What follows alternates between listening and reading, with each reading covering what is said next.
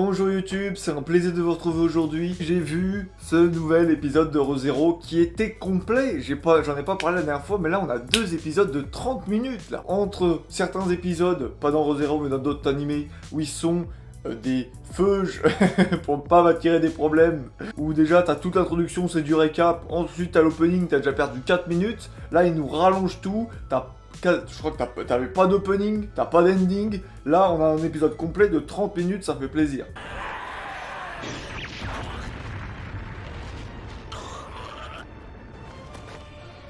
Ça peut être un épisode de 30 minutes qui raconte rien, mais alors là, il est très complet, parce qu'on apporte beaucoup de personnages et beaucoup de problématiques à la fois, et ça représente un peu cette saison 2 de première partie, qui est un peu bordélique quand même, et là, cet épisode est bordélique dans le bon sens du terme, même si tout n'était pas forcément très bien. L'épisode se divise en 2 parties, t'as la partie auto, avec le gars aux cheveux gris, l'ami de Subaru,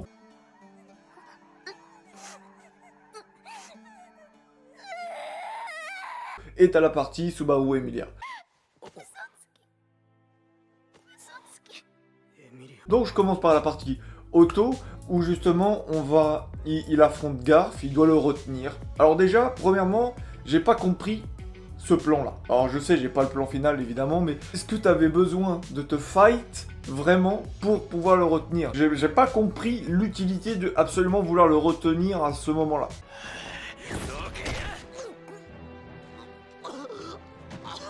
On a un développement sur Otto, quelque chose que je m'attendais vraiment pas, je pensais vraiment qu'il allait rester à second plan. On a son enfance et il a un pouvoir. J'aime bien son pouvoir, mais je trouve qu'il est un peu chié de nulle part son pouvoir.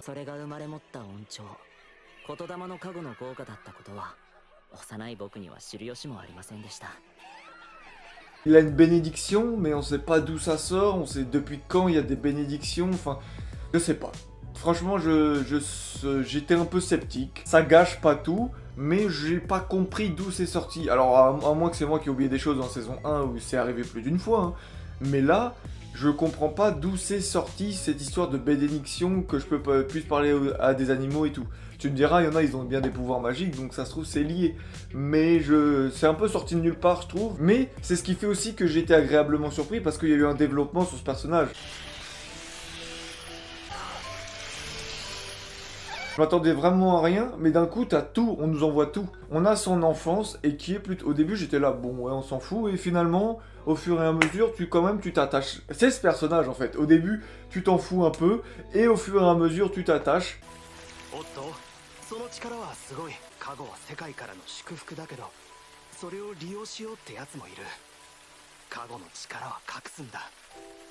Par contre, le fait de pendant son combat, le gars lui dise oui, en fait, t'es un vrai homme parce que juste le gars il a parlé à des animaux, il envoie des bombes lacrymogènes.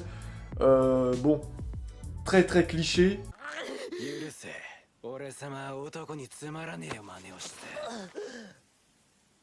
trouvais ça un peu dérangeant, j'étais là. Enfin, tout ça pour en arriver là, c'est tout.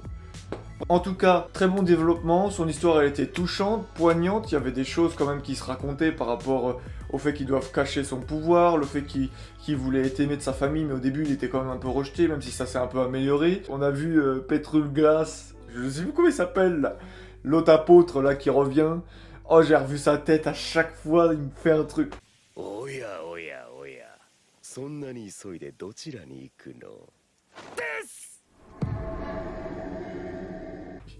Il me fait rire.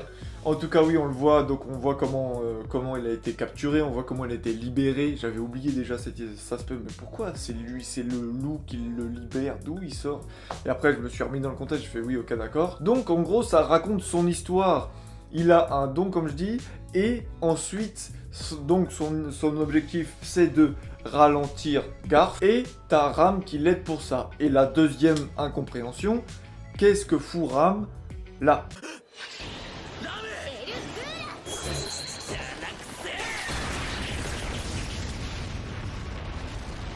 T'as eu d'autres boucles quand même où Ram elle était prête à rien du tout pour aider Subaru, alors qu'il y a plus d'une fois où il a voulu justement, comme elle dit, au dernier moment sauver un truc et tout. Et là, pour une raison un peu bidon, je trouve. Parce que ce qu'il faut bien comprendre, c'est que Ram, c'est tout. Genre, on l'a bien vu dans une boucle précédente, elle s'est fait tuer pour Roosevelt et elle était même heureuse de quasiment de le faire, en fait. Et elle était vraiment prête à tout pour lui, elle l'a tué plusieurs fois dans la saison 1. Et là, tu vas me dire que sur un coup comme ça, comme par hasard, elle se dit ouais bah c'est le bon feeling pour suivre le truc, elle se souvient même plus de sa sœur et tout. C'est à ce moment-là de le soutenir. J'ai trouvé ça curieux et je trouve que c'est mal fait l'équilibre entre Ram qui aide et Ram qui est dévoué à Roosevelt. La dernière fois je disais tout le temps Roosevelt mais j'ai vu que c'était pas ça. ロズワールの野郎の意志に背くってことじゃねえのか。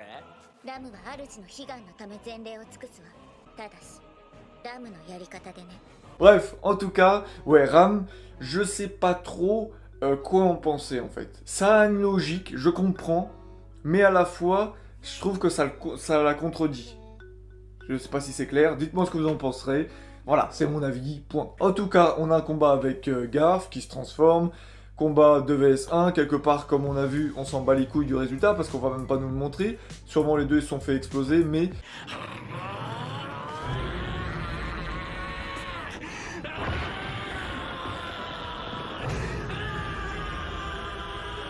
on s'en fout en fait, ils doivent juste le contenir. Ensuite, on switch et on va du côté d'Emilia.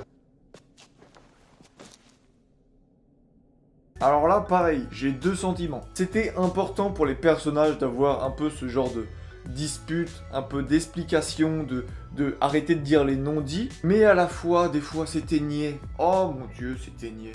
Ce côté je t'aime, moi non plus, moi je t'aime, non, si, je t'aime, non. Oh, c'était un peu relou.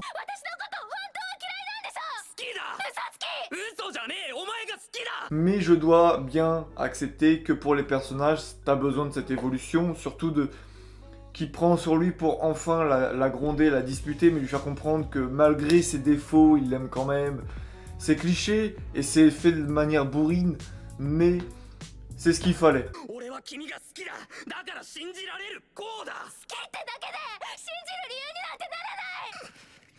Alors j'aurais voulu plus de subtilité pour le faire, et au lieu de qu'ils disent tout le temps des conneries sur chaque épisode, il aurait pu un peu plus développer cette relation de plus légèrement et pas faire forcément sur 15 minutes un monologue entre deux qui chialent et qui s'embrassent. On explique quand même que elle en a marre de pas se faire engueuler, elle en a marre de qu'on la trahisse. En gros, pour elle, ça a été un manque de... une trahison. Alors, en fait, il y a Paku et lui qui l'ont trahi, et Subaru qui l'ont trahi. Et ça a été trop pour elle, en fait. Et maintenant, elle sait plus si elle peut faire confiance. Elle trouve égoïste déjà. Elle se fait jamais gronder, que ce soit par Paku ou par lui. Donc, elle est vraiment dans un extrême au plus bas fond.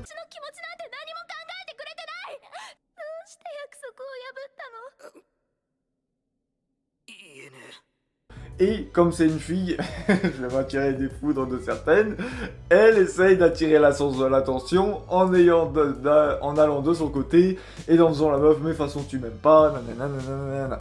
Le coup classique féminin, on va pas se le cacher. Oh le beau macho là, le beau macho, je connais qu'ils vont pas être contents avec moi là. Bref, en tout cas, de temps en temps, il y a des fois où ça marchait, je me laissais aller dedans, et il y a des fois où ça redevenait un peu niais. Il y a des explications, comme il dit, ouais, c'est la première dispute entre deux, et encore, je crois que c'est pas leur première dispute, c'est leur première dispute en tant que couple presque. Moi qui suis team Emilia de base, je dois bien avouer et constater que c'était mieux foutu avec Rem. Non, ça me coûte de me dire ça, hein. Mais c'était beaucoup mieux fait, ça avait beaucoup plus de sens, et c'était beaucoup plus poignant que là où c'était un peu relou. Franchement, c'était un peu relou.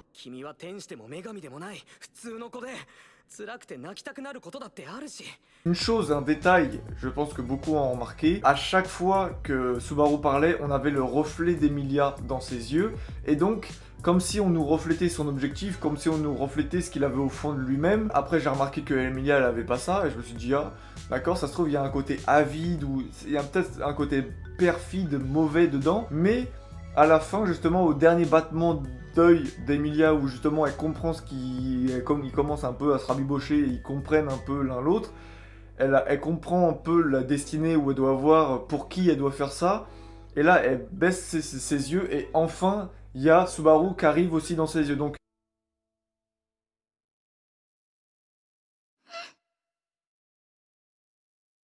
enfin, Subaru, elle est en elle, c'est un objectif, c'est voilà, elle a entre guillemets, elle a rétabli la confiance et on voit que les deux sont sur la même longueur d'onde rien qu'au regard. J'ai trouvé ça, cette subtilité très intéressante. En tout cas, voilà pour cet épisode. C'était riche, mais il n'y a pas énormément de choses à commenter. Et il y a des choses aussi où c'était un peu niais, donc voilà, je vais pas dire plus, je vais pas plus m'extasier dessus. Dites-moi dans les commentaires ce que vous avez pensé. C'était quand même un bon épisode, content de l'avoir vu, hâte de voir la suite toujours. Enfin que cette putain de boucle se finisse, j'en ai ras le cul. Parce que là, on est qu'au début les mecs. Là, il faut encore aller au manoir, sauver Frederica et Petra ou je sais pas quoi. Faut qu'ils sortent du sanctuaire. T'as Moby Dick avec les lapins qui arrivent. Enfin, il faut... Il y a trop de choses qui arrivent là. J'ai vivement que ça se finisse. Franchement, vivement que ça se finisse. Cet arc, il est super long. En tout cas, merci pour tout. Je vous dis à la prochaine. Dites-moi dans les commentaires si vous êtes d'accord avec moi.